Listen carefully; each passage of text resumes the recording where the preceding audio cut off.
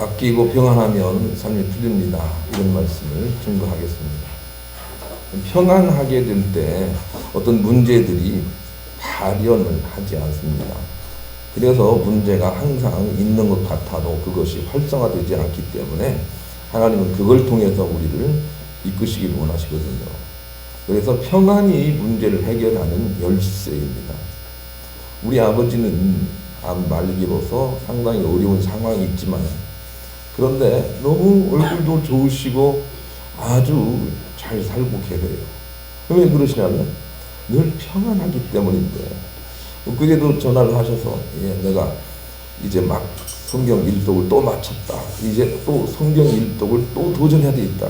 그러시더라고요. 91세세요. 그런데 의사 선생님에게 가비면 의사 선생님이 깜짝깜짝 놀라죠. 아니 괜찮습니까? 괜찮습니까? 그러시면서. 그런데 우리 아버지는 평안하고 밥도 잘 먹고 얼굴도 여전히 홍한 비슷한 그런 모양을 하고 있어요. 평안할 때 암이라는 문제가 있어도 그것이 발현하지 않습니다. 그래서 평안을 통해서 하나님께서 우리가 승리하기를 원하시죠. 그래서 평안한 사람은 재앙을 멸시한다. 그러나 평안하지 못하면 자꾸 재앙을 불러오는 것이다. 이렇게 말씀을 하고 계세요. 욥기 12장 5절 평안한 자의 마음은 재앙을 멸시하나 재앙이 실족하는 자를 기다리는구나. 그랬습니다.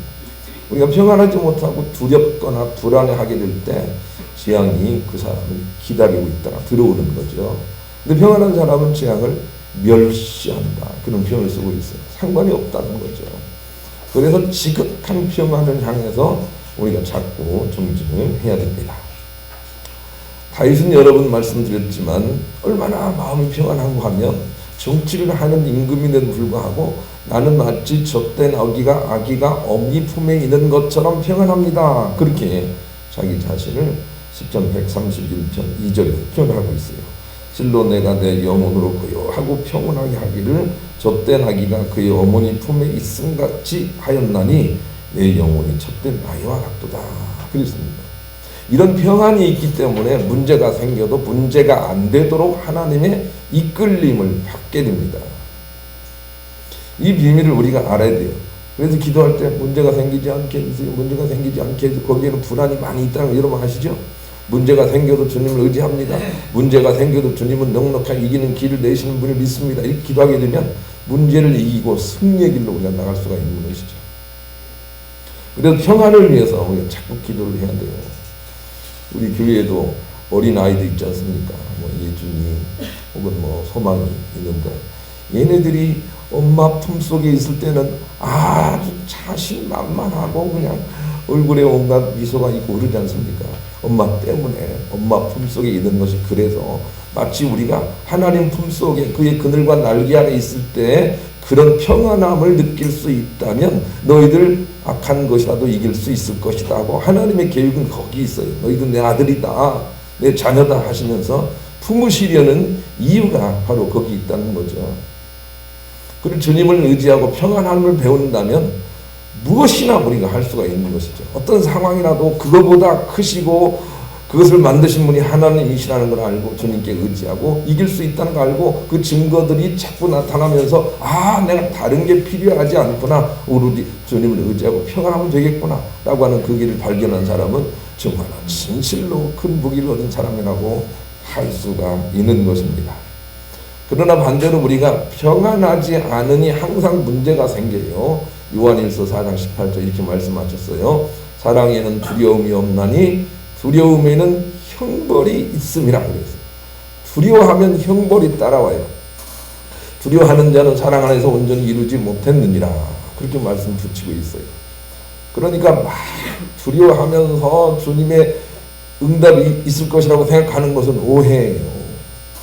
주님을 의지하고 두려워하지 않는 그런 마음이 있어야만 주님의 도우심이 나타난다고요. 그래서 좋은 부부는 서로의 일들에 대해서 놀라거나 두려워하지 않는다는 거죠. 당신 돈 어디다 썼어? 그냥 쓸 데가 있었어. 잘했네. 그런 가정을 만드는 거죠. 놀라지 않는 거죠. 그런데 그렇게 하면 목사님 말도 안 돼요. 그렇지 않아도 씀씀이가 쓴 우리 적인데 그냥 잘 썼다고 하면 어떻게 될 것 같아요. 그런데 안 그렇다 그 말입니다. 조금 이따 생각해보면 이래서는 안 되겠구나. 내가 가정을 말아먹는 사람 되겠구나 하고 돌아온다 그 말입니다. 하나님이 그렇게 하신다 그 말입니다. 그런데 우리는 매사에 그냥 불안해요. 불안해. 두려워하고 이 사람하고 결혼한 것 자체가 내가 잘못된 것 같고 그냥 불안하고 두려워해요. 근데 불안하고 두려워하면 하나님의 형벌이 따른다는 거죠.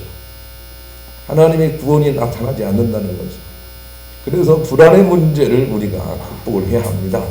하나님을 훨씬 더 신뢰하는 사람이 되어야 합니다. 그래야만 좋은 땅을 만들 수 있다고 말씀해 주세요.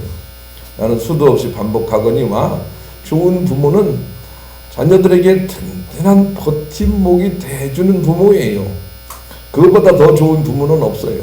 이것은 시간이 많이 걸리지만 그래도 가장 많은 열매를 거둘 수 있는 부모의 자세예요. 그저 든든한 버팀목이 돼주는 거야. 시시콜콜 전화해서 너 어딨냐? 누구 만나? 뭐 먹고 있어?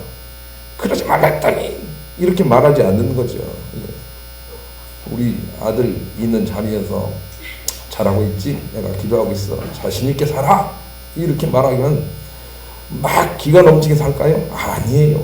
자기 스스로 조심을 하게 되는데 거기에는 하나님의 도우심이 있기 때문에 그러는 거예요. 그래서 부모의 역할이 하나님 다음으로 중요해요. 월급쟁이로서 가장 성공한 사람이 삼성그룹의 부의장을 지낸 윤종영 씨라는 분인데 이분이 인터뷰를 하는 과정 속에서 당신이 가장 성공한 이유는 무엇입니까? 라고 물었을 때 한참 생각을 하다가 이렇게 대답을 했어요. 나는 굳이 성공한 이유를 찾으라면 어렸을 적부터 우리 부모님들이 나를 믿어줬던 것 때문에 성공한 것 같습니다. 그렇게 말을 했어요. 믿음직한 자녀는 없습니다. 그러나 그래도 하나님을 믿고 든든하게 붙들어 주는 거예요. 그때 가장 바른 길로 성공하는 것이 우리의 자녀이고 우리가 그러기를 원하고 하늘 아버지가 우리에게 그렇게 하고 계세요. 그래서 하늘 아버지는 우리에게 시시콜콜 그렇게 간섭하지 않으신다고요. 무한히 우리를 좋은 마음으로 바라보고 계시는 분이 우리 하늘 아버지시고 그 사랑 때문에 우리는 많은 상처와 슬픔과 넘어짐 가운데서 주님께 돌아온다고요. 돌아가게 된다고요. 그 사랑 때문에 그것이 하늘 아버지의 사랑이고 우리가 그렇게 살아가기를 하나님께 원하고 계시죠. 제가 하나님의 사랑에 대하여 이번 성탄절 발표할 때 정려들 선곡을 보고 크게 깨달은 바가 있습니다. 발견한 바가 있어요. 그때 해주가 아마 그 고민의 기로에 서 있는 우리 같은 그 범인들의 그런 삶을 묘사를 하더라고요. 미혹당하려고 하고 뭐 이렇게 그런 입장이 있었던 거죠. 그런데 하나님 역할을 한 희수가 하는 일을 보고 큰 깨달음을 받았어요. 하나님은 저쪽에서 혜지야 그래서는 안 돼 그래서는 안 돼 혜지야 내가 여기 있어 날 좀 보라고 혜지야 이렇게 하고 있더라고요. 그게 하나님의 입장이지요. 하나님은 지금도 우리에게 얘야 너 글로 가면 안 돼. 너 지금 화내는 대로 가면 안 된다고 자꾸 이렇게 주님이 손짓을 하고 계시는 거죠. 그게 하나님의 싸움이세요. 하나님은 우리 자신이 두려워하는 가운데 빠지지 않도록 그것을 위해서 싸우신다 그 말입니다. 혹자들은 하나님이 마귀 사단과 싸운다 그렇게 생각합니다. 이것을 너무 잘 이해를 못하고 있습니다. 마귀 사단도 역시 하나님이 만드신 것인데 하나님 만드신 것과 왜 싸우겠습니까? 하나님이 마귀 사단을 힘겹게 이긴다고 생각합니다. 오해입니다. 이것은 다른 종교들이 가지고 있는 것입니다. 하나님은 마귀 사단을 허락하고 계십니다. 어떤 사람을 위해서 자기 자녀들을 위해서 부르심을 받은 사람들을 위해서 그리고 하나님이 싸우시는 것은 부르심을 받은 자녀들이 두려워하지 않기를 위해서 마치 희수처럼 싸우는 것이죠. 야 혜지야 넘어가지 마. 이렇게 하고 싸운단 말입니다. 하나님의 싸우심이라는 게 그거예요. 그런데 사람들은 오해를 하죠. 자, 본문이 그런 내용인데, 하나님께서 예수님이시죠? 예수님이 하나님이시죠? 하나님이 말을 타시고 싸우고 계시는데, 뭐하고 싸우는지를 봐야 돼요. 그것은 바로 우리 자신의 불안과 두려움, 그것을 위해 싸우신다고요. 예, 여러분, 얘들아, 두려워하지 말라 하고 싸우신단 말이에요. 그 내용이 오늘 본문이에요. 한번 읽겠습니다. 11절. 읽습니다. 시작. 또 내가 하늘이 열린 것을 보니 보라, 백마와 그것을 탄 자가 있으니 그 이름은 충신과 진실이라. 그가 공의로 심판하며 싸우더라. 심판이 있지요. 그래서 두려워하면 형벌이 되도록 하나님께서 심판을 하세요. 믿음의 사람들이 두려워하면 하나님이 형벌을 받도록 심판하면서 얘들아 두려워하지 말라 하고 싸우신단 말이에요. 이게 하나님의 싸움이에요. 오해하면 안 되겠어요. 하나님께서 마귀 사단을 쳐 없앨 거야. 하나님께서 우리 질병을 쳐 없앨 거야. 그렇게 생각하는 사람들이 계속 이렇게 기복하는 거 아닙니까? 하나님 내 질병 없애주시고 우리 자녀 잘 되게 해주시고 성적 대박나게 해주시고 뭐 경영할 때 뭐 잘 이루어지게 하시고 그런 기도를 하는 거 아닙니까? 그런 기도는 축정입니다. 하나님께 버림받습니다. 보통 사람들이 다 하기 때문입니다. 그러나 선택받고 하나님의 참 사랑 나는 사람들은 하나님께서 정작 원하시는 것은 내가 두려워하지 않는 것이구나, 두려워하지 않기를 원하는구나 라고 하는 것을 깨닫습니다. 그래서 담대한 마음을 주십시오. 두려워하지 않게 도와주세요. 주님을 더 의지하게 도와주세요. 이런 기도를 막 쉼없이 하는 거예요. 이런 사람들은 원만한 광명에 이르게 되거니와 그러나 자기의 욕심을 위하여 하나님께 구하는 자들은 멸망할 것이다. 이렇게 성경이 가르쳐주고 있는 것입니다. 그것이 오늘 본문이에요. 하나님이 지금도 성령을 통하여 우리에게 말할 수 없는 탄식으로 기도하고 있다는 사실 여러분 아십니까? 그게 하나님의 싸움이에요. 얘야 두려워하지 말아라. 얘야 나를 믿어라. 이렇게 말할 수 없는 탄식으로 우리에게 간구하고 계신 분이 하나님이시라고요. 그게 하나님의 싸움이세요. 그러니 우리가 하나님을 의지하고 하나님에 대한 신뢰 때문에 두려움을 접을 수 있는 믿음의 용기가 필요합니다. 하나님과 화목하고 평안하면 네 기도가 응답이 될 것이다 하고 욥기 22장 21절 이하에 말씀하고 계세요. 그런데 거기는 그런 말씀도 두고 있다는 거 아시죠? 너희 가정 식구 중에 무지한 자가 아니라 할지라도 너의 그 믿음을 통해서 그들이 구원을 받을 것이다. 그렇게 말씀하고 계세요. 똑같습니다. 가장 좋은 믿음을 가진 사람은 하나님 의지하고 평안한 사람이에요. 그러면 가족 식구들도 돌아올 것이다. 이렇게 말씀을 하고 계시는 것이죠. 조급해하지 마세요. 막 고치려고 하지 마세요. 주님 의지하고 평안해 보세요. 돈을 지으신 분이 하나님이시다 하고 물질의 문제에 평안해 보세요. 그러면 하나님께서 우리를 푸른 춘향 쉴만한 물가로 인도해 가실 것이다.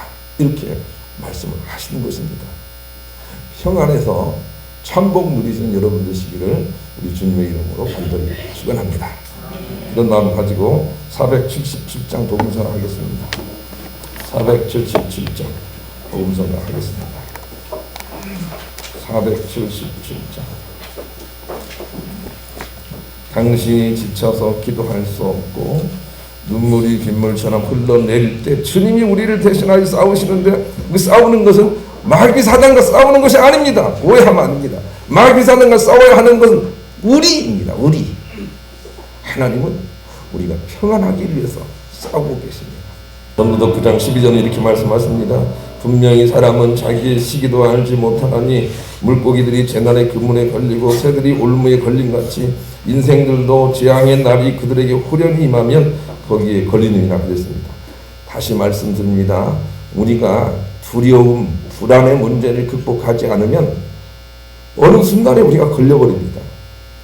어느 순간에 재앙에 걸려버립니다. 예, 그러니 두려움의 문제, 불안의 문제를 극복하려고 하나님을 다 의지하고 24시간 하나님 앞에 살아서 사랑을 이루는 그런 믿음을 향해서 도전을 해야 됩니다. 그리고 그 믿음의 길에 힘든 일이 오고 아픔이 오고 이런 일이 올 때는 하나님께서 더 나를 정진하라고 하는구나 이렇게 하면서 가는 수밖에는 없는 것입니다. 평안의 문제 해결해내지 못하면 우리는 인생의 승리자가 되지 못한다라고 하는 것을 우리가 알아야 됩니다. 그러기 위해서는 전체로 하나님의 성실을 잊지 말아야 됩니다. 그래서 오늘 본문은 그의 이름은 충신이라 이렇게 표현을 하고 있습니다. 본문을 다시 한번 읽습니다. 시작. 또 내가 하늘이 열리는 것을 보니 보라 백마와 그것을 탄 자가 있으니 그 이름은 충신과 진실이라 그가 공의로 심판하며 싸우더라 그랬습니다. 예수님의 하나님이세요. 하나님의 다른 이름은 충신이다 이렇게 별명이 붙여 있습니다. 그게 무슨 말인지 아시죠? 하나님께서는 아주 성실하게 일을 하신다 그런 말이에요. 이 하나님의 성실에 대해서 이 시간 눈을 떴으면 좋겠어요. 제가 가끔 운동을 하려고 안양에 있는 삼성산을 가거든요. 그런데 삼성산을 가면서 또 제가 다른 책을 읽으면서 크게 깨달은 게 하나 있어요. 나는 삼성산을 무심코 왔다 갔다 했는데 옛날 어떤 고서를 읽어보니까 내가 그렇게 존경하는 그런 믿음의 선배들이 그런 사람들이 옛날 삼성산에서 시국을 위한 기도회를 하면서 모임을 했더라는 그런 기록이 있더라고요. 뭡니까? 유영모 목사님, 윤동주 시인 이런 사람들이 나라를 위해서 염려하면서 기도 모임을 삼성산에서 등산하면서 했다는 거예요. 그런 기록을 내가 보면서 내가 등산을 해보니까 무슨 생각이 드냐면 이거 산은 그대로 있는데 인걸은 간 데가 없구나 그런 생각을 하면서 인생이 너무 허무하다는 생각이 들어요. 여러분 우리 금세 지나가 버립니다. 우리는 그런 존재예요. 우리는 그냥 지나가 버립니다. 그냥 산은 거기 있는 것처럼 만물은 다 지나가지만 항상 하나님은 거기 계세요. 이 하나님의 성실에 대해서 눈이 뜨여지십니까? 다윗은 이 사실을 발견하고 아까 우리가 교동문에서 읽은 것처럼 이렇게 노래를 하고 있습니다. 시편 35편 5절 6절 여호와여 주의 인자하심이 하늘에 있고 주의 성실하심이 공중에 사무쳤으며 주의 의는 하나님의 산들과 같고 주의 판단은 큰 바다와 일방이라 여호와여 주는 사람과 짐승을 보호하시나이다. 그렇게 노래를 하고 있어요. 하나님의 성실하심을 깨달은 거예요. 다윗은. 그냥 하나님은 그렇게 역사를 하고 계신 거예요. 주님을 의지하고 두려워하지 않는 자들을 붙들고 끊임없이 이 역사를 하나님께서 손으로 이끌고 가고 계시는 거예요. 마치 산처럼, 마치 바다처럼. 그 안에 우리는 그냥 지나가는 헛개비 같은 존재예요. 우리는 우리 자신이 우리 인생이 그렇게 대단하다고 생각할지 모르지만 하나님이 산 같고 우리는 그냥 지나가는 거린 나그네 같아요. 그 사실을 우리가 알 때 이 하나님의 성실하심에 눈을 떠야 해요. 하나님의 성실하심에 의지해야 돼요. 그리고 하나님의 성실하심 앞에서 주님을 붙들고 살게 될 때 비로소 우리는 영원한 하나님의 나라의 백성으로 천국의 길을 걸어간다는 것이죠. 우리 자신이 그렇게 대단한 존재라 생각이 되세요? 그렇지 않습니다. 정말 성경 말씀대로 하면 바람과 같은 존재입니다. 휙 지나가는 것입니다. 그러나 주님은 영원하세요. 내가 삼성산에 가서 놀란 게 삼성산은 말도 없이 그냥 모든 사람을 다 받고 있더라고요. 그게 하나님이세요. 하나님이 그냥 우리나 우리 할아버지나 우리 후손들이나 그냥 받고 계세요. 진리로 붙들고 계세요. 그 하나님의 성실하심을 우리가 발견할 수 있어야 돼요. 그래서 하나님의 성실하심 앞에서 우리가 손을 들어야 해요. 여러분 자신이 하나님을 설득하려는 마음을 포기하세요. 그냥 하나님의 그 성실하심에 그냥 설득당하세요. 그리고 마음을 내려놓으세요. 그래야만 우리가 승리할 수 있어요. 하나님의 변함없는 성실하심에 그냥 마음을 맡겨버리시고 그냥 그 주 날개 아래 평안해 보세요. 그러면 하나님께서 지으시겠다는 것입니다. 우리를 새롭게 하시겠다는 것입니다. 그런데 우리는 그 하나님의 성실하심에 대하여 눈을 잘 뜨지 못하고 있죠. 우리 그런 마음을 염두에 두면서 복음성가 93장 같이 부르겠습니다. 복음성가 93장. 주의 인자는 끝이 없고 산을 생각해 보세요. 주의 자비는 무궁하며 바다를 생각해 보세요. 아침마다 그것이 우리에게 말씀하시고 93장입니다. 하나님의 성실하심이 반드시 그 일을 이룰 것이다. 이 말을 우리가 이해할 수 있어야 돼요. 하나님은 어떻게 성실하신 분이다 라고 하는 것을 우리가 알아야 되겠습니다. 두 번째는 하나님은 우리를 진실로 사랑하신다는 것입니다. 그것이 별명으로 붙여져 있네요. 또 본문을 읽겠습니다. 11절 시작. 또 내가 하늘이 열린 것을 보니 보라 백마와 그것을 탄 자가 있으니 그 이름은 충신과 진실이라. 그가 공의로 심판하며 싸우더라. 두 번째 주님의 이름은 진실입니다. 그래서 하나님은 우리를 진실로 사랑하신다는 것을 우리가 알아야 됩니다. 나는 우리 어머니가 저를 진실로 사랑한다는 걸 알아요. 진실로. 너무너무 사랑하시는 거예요. 지나치게 사랑하시는 거예요. 그런데 하나님의 사랑이 우리 어머니 사랑 정도밖에 안 될까요? 안 그래요. 여러분을 진실로 사랑하세요. 우리 어머니가 자꾸 제가 이빨이 아플 때 내려가기만 하면 치과에 가나 그렇게 하시는데 치과에 가면 상당히 고통스러워요. 김아린 집사님 잘 아시죠? 치과에 가면 상당히 고통스러운데도 어머니가 가라 그러는 거예요. 그게 어머니가 나를 미워라 해서 의사 선생님한테 주사 좀 맞고 정신 차리라 그래서 가라고 하시는 거예요? 아니에요. 너무 사랑하시니까 병원에 가라는 거예요. 한번 생각해 보라고요. 하나님께서 우리를 사랑하시기 때문에 자꾸 병원에 가라는 거예요. 병원에 가라. 사랑하시기 때문에. 진실로 하나님이 우리를 사랑하시기 때문에 우리를 병원 가게 하신다는 사실을 깨닫는 자는 정말 지혜로운 사람이에요. 하나님이 우리를 싫어라 해서 그러시는 게 아니라고요.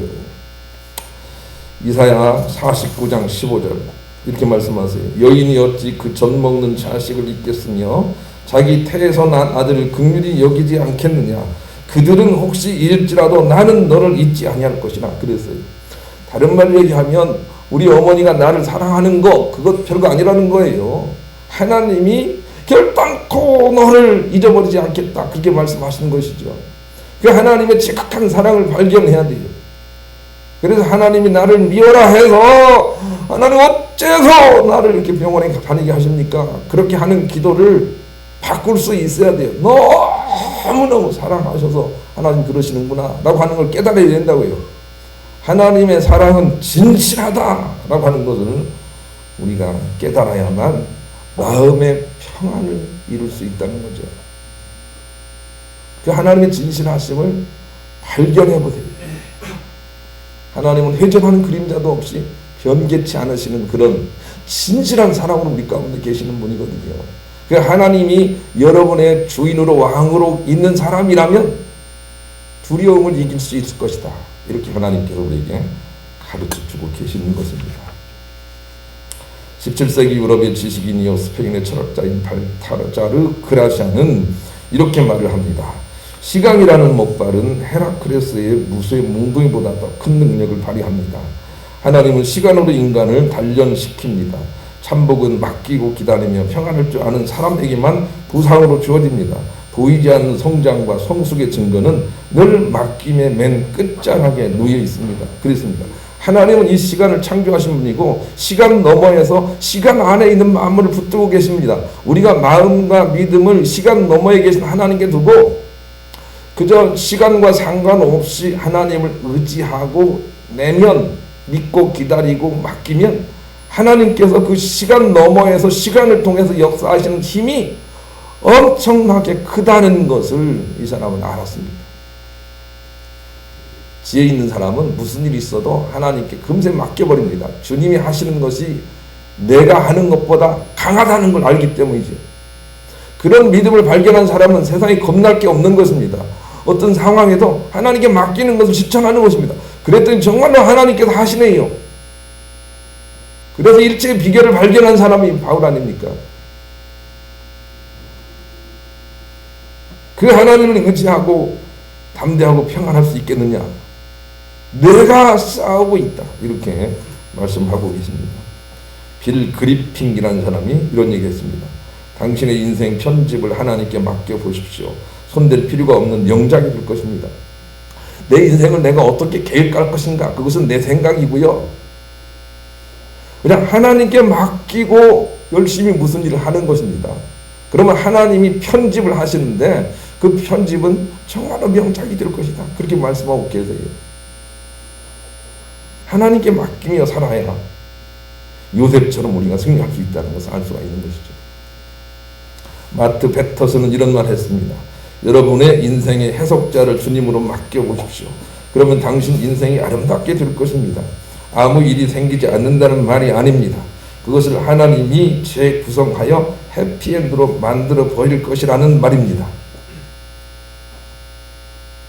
서약이라는 영화에 이런 대사가 반복해서 화면에 비칩니다.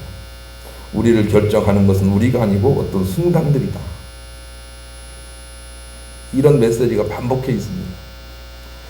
나는 행복해 보려고 결혼을 했지만 어느 순간 불행이 찾아오는 것처럼 내가 하나님을 의지하고 마음을 평안히 하고 있다면 어느 순간 나도 모르게 그 순간순간에 나를 바꿔주시는 하나님의 이끄심이 있을 것이다 라는 내용으로 영화를 만든 거예요.